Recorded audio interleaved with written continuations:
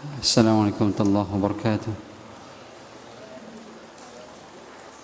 إن الحمد لله نحمده تعالى ونستعينه ونستغفره ونعوذ بالله من شرور أنفسنا ومن سيئات أعمالنا. من يهده الله فلا مضل له ومن يضلل فلا هادي له. أشهد أن لا إله إلا الله وحده لا شريك له وأشهد أن محمدا عبده ورسوله صلى الله عليه وعلى آله وأصحابه ومن تبعهم بإحسان إلى يوم الدين. ثم أما بعد.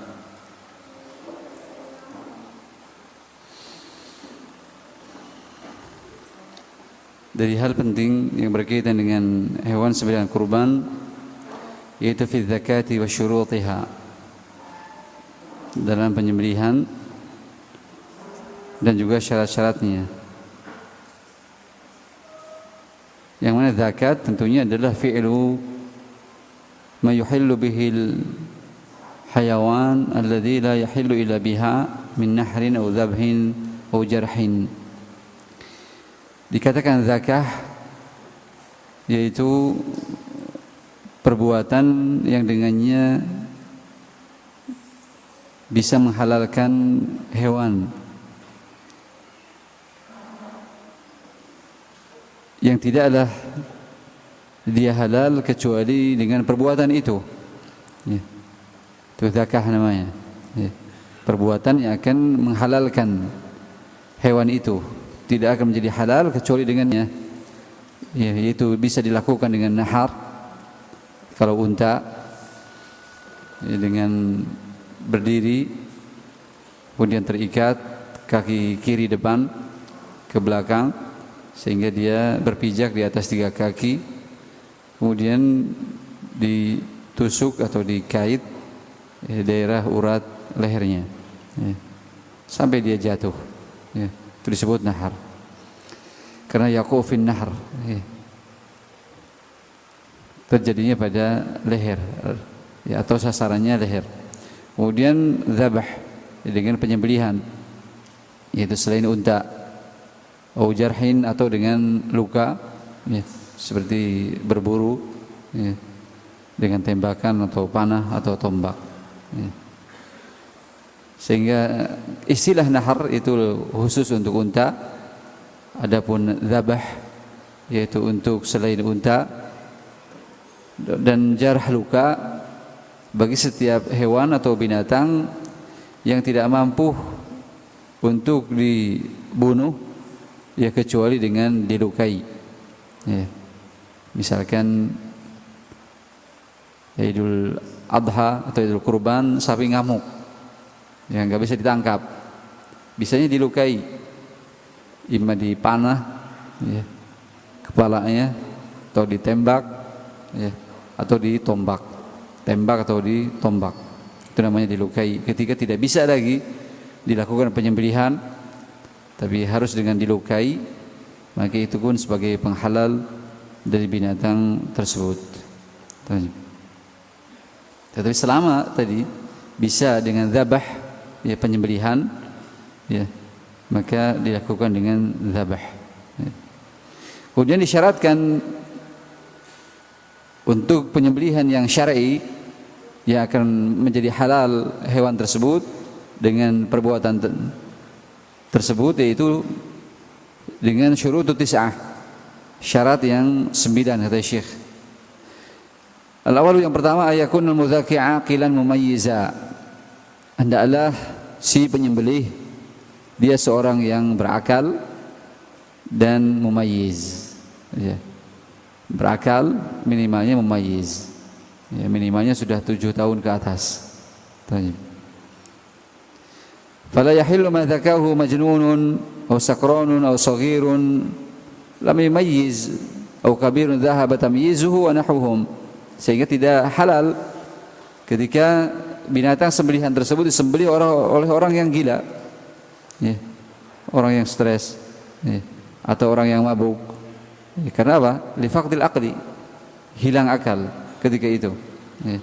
Atau anak kecil yang belum tamyiz, ya, anak kecil yang di bawah 7 tahun, atau apa? Tua renta yang sudah pikun, yang sudah hilang tamyiznya, itu pun tidak halal. Ya. Itu syarat yang pertama. Atsani, syarat yang kedua, yakuna mudzakim musliman atau kitabiyan. Hendaklah si penyembelih atau si jagal tersebut adalah seorang muslim atau ahli kitab, orang-orang yang faham tentang kitab, ya, Taurat ataupun Injil, dari kalangan Yahudi ataupun dari kalangan Nasara yang mereka faham tentang kitab, ya, karena mereka pun menyembelih dengan menyebut nama Allah SWT dan dihalalkan secara nasul Quran tentang pilihan ahlul kitab, orang-orang yang faham tentang kitab, yang faham tentang cara menyembelih. Yang Allah SWT sebutkan di Al-Maidah ayat yang kelima, wa ta'amul ladzina utul kitaba hillul lakum, dan makanan orang-orang yang telah diberikan kitab kepada mereka, yaitu ahlul kitab dari kalangan Yahudi dan Nasara, maka halal bagi kalian. Jadi bukan kafir sembarang kafir, tapi yang faham tentang kitab. Oleh karenanya Rasul SAW pun pernah dalam hadis yang diriwayatkan oleh Imam Bukhari dan Muslim, pernah diundang oleh seorang wanita Yahudi, demikian pula oleh seorang Yahudi, untuk memakan hidangan roti dan juga hidangan daging. Maka Rasulullah memakannya. Itu yang menunjukkan tentang halalnya ya makanan mereka dan sembelihan mereka ahlul kitab. Wa amma sairul kufar ghairu ahlul kitab fala yahillu ma dzakauhu. Ya, adapun seluruh orang-orang kafir selain ahlul kitab, selain orang-orang yang faham tentang kitab, maka tidak halal apa yang disembelih oleh mereka. Ya, sehingga seluruh sembelihan yang datang dari negeri-negeri kafir jauhi. Ya. Apalagi India, sapi, kornet, ya, jauhi. Seluruh ya, yang datang dari negeri-negeri kafir, dari daging-daging yang masuk, maka dijauhi. Ya, karena mereka bukan ahlul kitab. Tanya.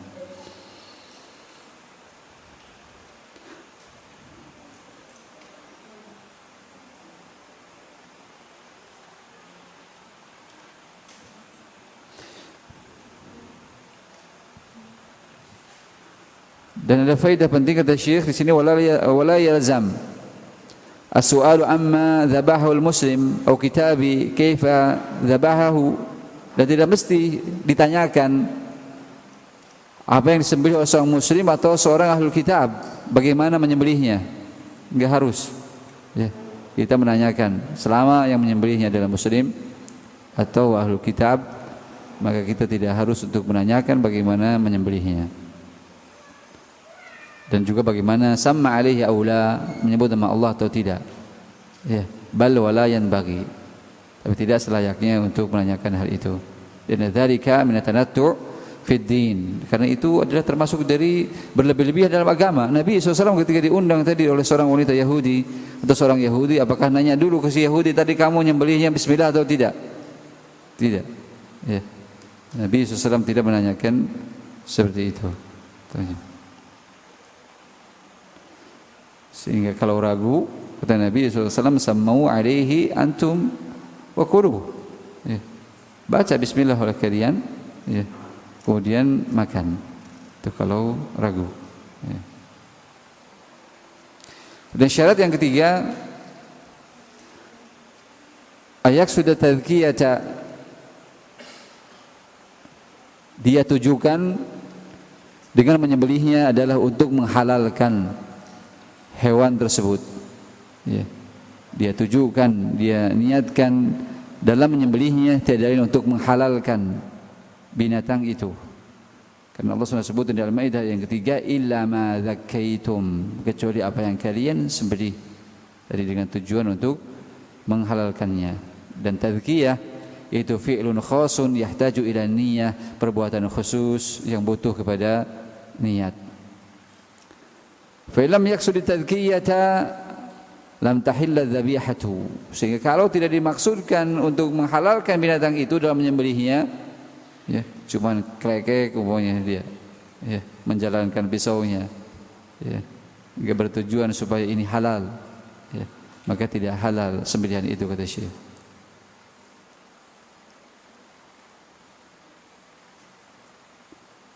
Seperti kata Syekh, antasul alaihi bahimatun fayadbauha liddifa' an nafsihi faqat. Ya. Seperti umpamanya terjadi kecelakaan, ya, seekor binatang baik itu kejeret ataupun ketabrak, dia sembelih, ya. Namun tujuannya apa? Ya, mumpung belum mati katanya, ya. Bukan untuk menghalalkan menyembelihkannya, tapi apa? Hanya untuk menyelamatkan mumpung belum mati. Ya, jangan, tapi niatkan, tujukan menyembelihnya untuk supaya menjadi halal binatang tersebut. Dan syarat yang keempat, ala yakuna dzabhu li ghairillah. Jangan sampai menyembelih untuk selain Allah Subhanahu wa taala.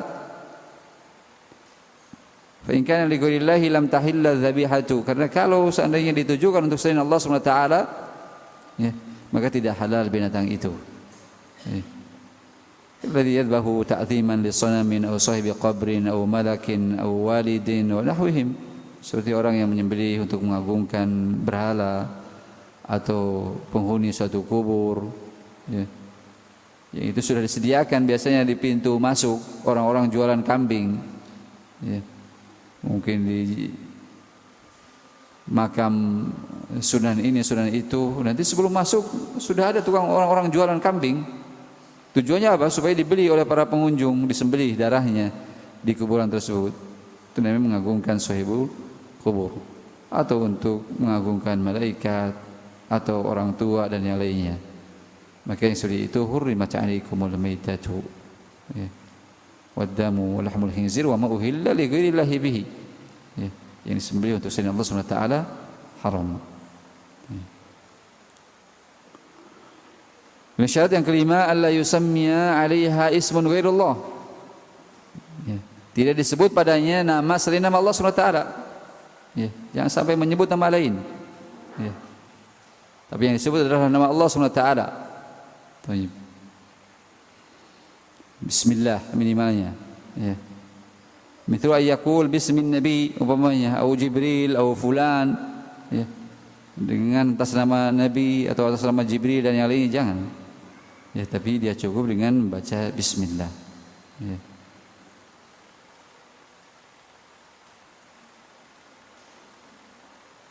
Apalagi dengan jampai-jampai lain, ya.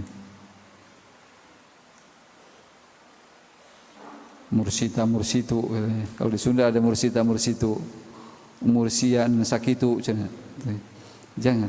Itu adalah, ya, obrolan-obrolan yang jelek ataupun jampai-jampai lain lah. Banyak orang kadang mau menyembelih saja panjang bacanya, doanya, enggak tahu yang dibaca apa. Ya. Tapi cukup apa? Bismillah. Ya. Atau bertakbir, wa samma wa kabbara. Ya, bismillah, Allahu akbar. Ya.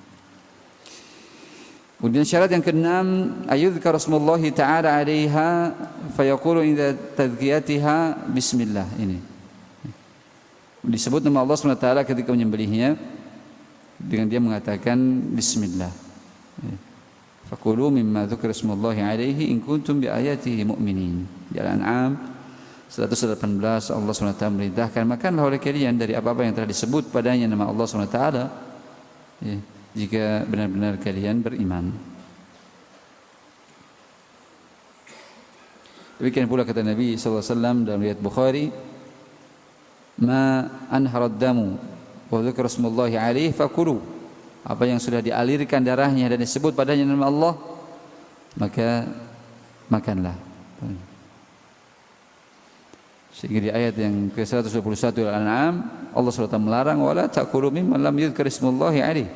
Jangan kalian makan dari binatang sembelihan yang tidak disebut nama Allah padanya.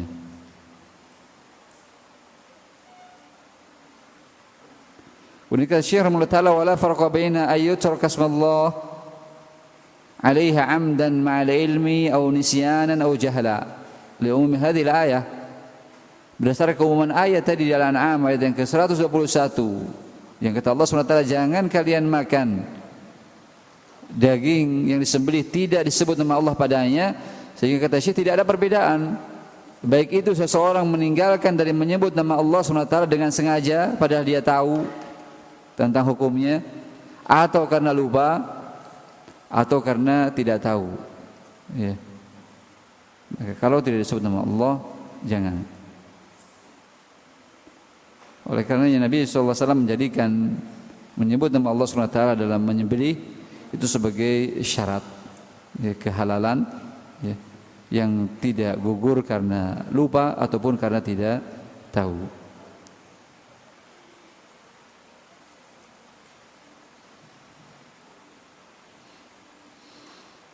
Tidak mengapa diingatkan ya, mungkin yang megangin ingatkan bismillah pokoknya ya. Khawatir lupa atau khawatir gugup ya. Lupa dari membaca bismillah, cuma konsentrasi pegang golok umpamanya ya.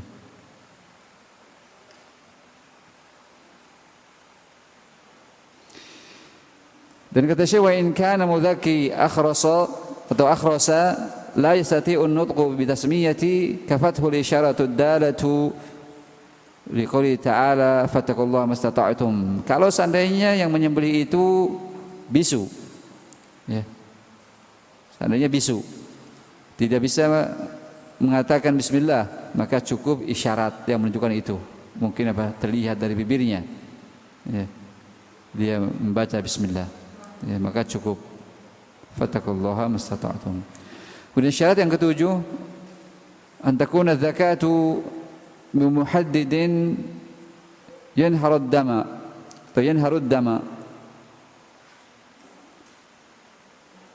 Hendaklah menyembelihnya itu dengan sesuatu yang tajam, yunhirud dama, yang bisa mengalirkan darah, min hadid, bisa dari besi ya, atau ahjar, atau dari batu, atau zujaj, atau dari kaca, atau ghairiha, dari perkara-perkara yang tajam ya.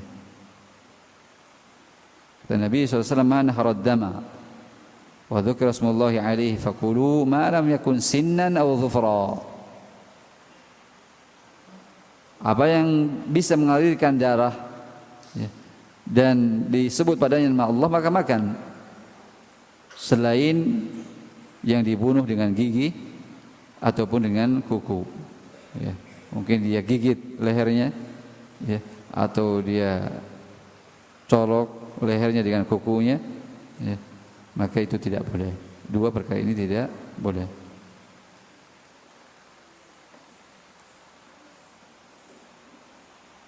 Dikarenakan kata Rasul sallallahu alaihi wasallam, fa uhaddithukum an dzalika amma sinnu fa adhmun wa amma dhufru fa mudyal habasah. Fa mudyal habasah. Dikarenakan gigi itu adalah termasuk tulang ya. Adapun kuku adalah senjatanya orang-orang Habasyah. Rawahul jamaah.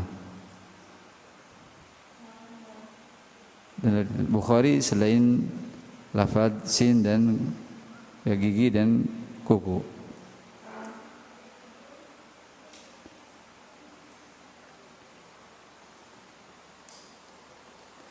Udah syarat yang ke-8, inharud dami ijra'uhu bitadkiyati, dengan mengalirnya darah dan mengalirnya karena penyembelihan ya. Dikatakan Nabi sallallahu alaihi wasallam, ma anharad dama wa dzukira smullahi alaihi faquluh. Tadi hadis yang sudah kita lewati ya. Lubang kerongkongan ya, itu maka sudah dianggap cukup darinya ya. Jangan cuman seret pokoknya dilukai sedikit ya. Kemudian dibiarkan ya, lama sekarat, tidak ya. Tapi dengan diupayakan dua urat nadi ya, kemudian kerongkongan ya. Kemudian syarat yang ke-9, ayakuna mudhakki ma'dzunan fi zakatihi syar'an. Hendaknya orang yang menyembelih tersebut disyariatkan dalam menyembelih sesuai dengan syariat ya. Diizinkan sesuai dengan syariat dalam menyembelih.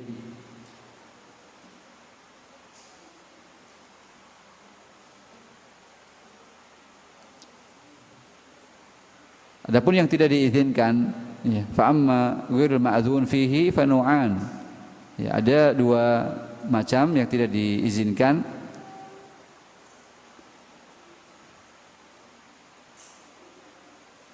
Di antaranya ma hurrima li haqqillahi ta'ala, sesuatu yang diharamkan karena itu adalah hak Allah Subhanahu wa taala.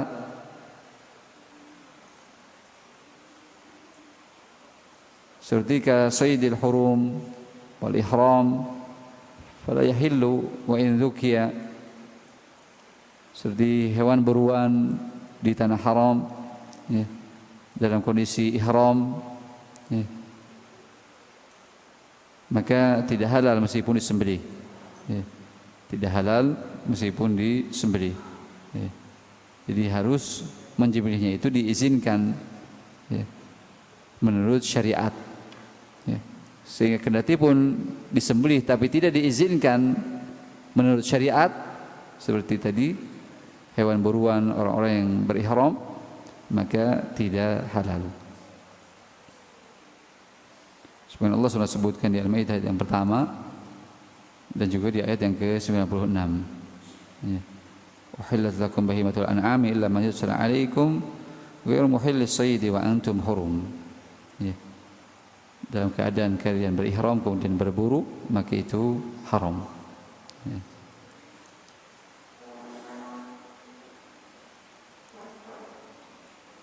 Dan yang kedua, ma hurrima li haqqil makhluk,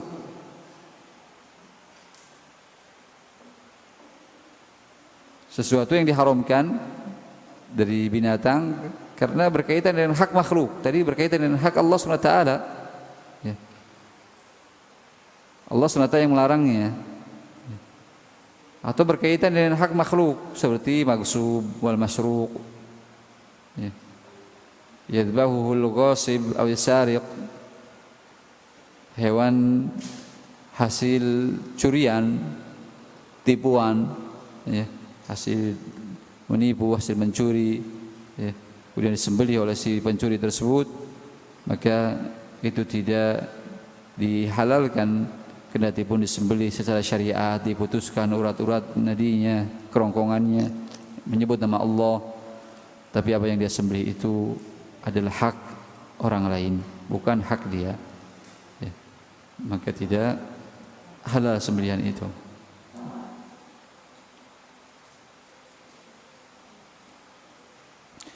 Kemudian yang berikutnya fi adab zakah, adab-adab dalam menyembelih. Lidzakati adabun yanbaghi mura'atuha wa la tushtaratu fi hilli dzakiyati bal tahillu biduniha. Dalam menyembelih itu ada adab-adab yang selayaknya untuk diperhatikan dan tidak disyaratkan untuk kehalalan binatang sembelihan tersebut ya. Tapi halal dengan syarat yang 9 tadi. Ini hanya adab yang tentunya lebih sempurna, lebih bagus ketika adab-adab ini diperhatikan ya. Cuman tadi tidak berkaitan dengan kehalalan, halal atau tidak 9 itu. Di antara adabnya yang pertama, istiqbalul qiblati bidzakiyati hina tadkiyatiha, dengan menghadapkan ke kiblat ya, ketika menyembelihnya ya, dihadapkan ke kiblat. Dan yang kedua adabnya adalah al-ihsanu fi tadkiyatiha, dengan berbuat yang terbaik dalam menyembelihnya, bihaitsu takunu bi'alatin haddatin yamurruha ala mahalli dzakah biquwwatin wa sur'atin ya, yang mana menyembelihnya dengan alat yang tajam ya, dia lewatkan di lehernya ya, di tempat penyembelihannya dengan kuat ya, dan juga cepat ya. Diupayakan dengan kuat ya, memakai tenaga dan juga dengan cepat. Tapi jangan dikeset-keset ya. Tapi dia letakkan, tekan dengan kuat atau tarik dengan kuat ya, dan percepat dengannya.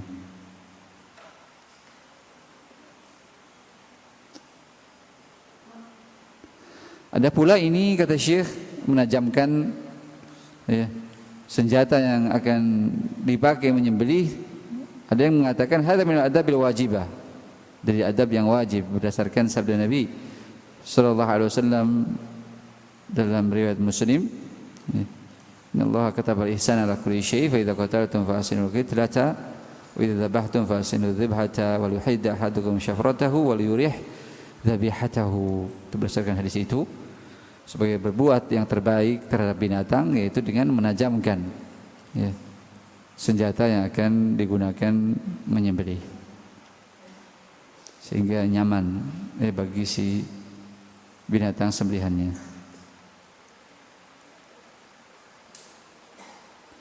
Dan juga termasuk adabnya yaitu antakun zakatu fil ibil nahran wa fi ghairiha dzabhan.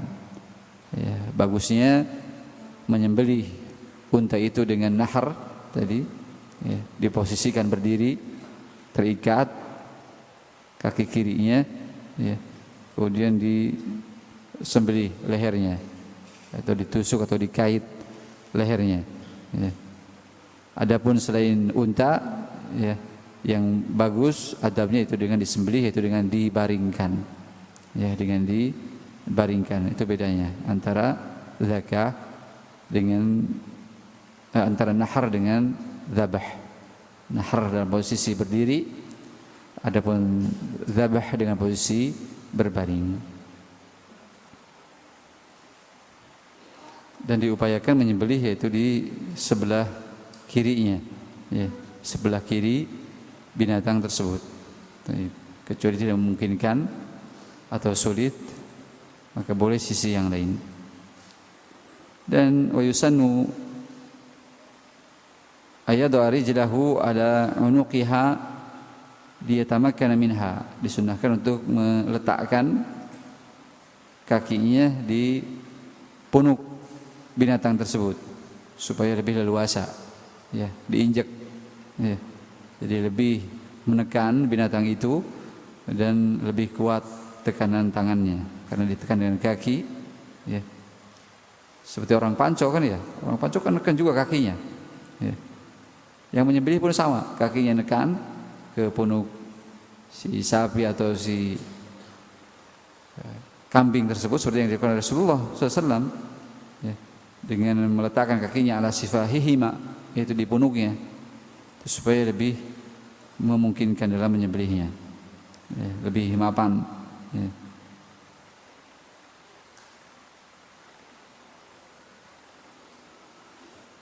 Tapi insyaallah mungkin sisanya, semoga bisa dibaca di pertemuan akhir besok. Insyaallah ta'ala.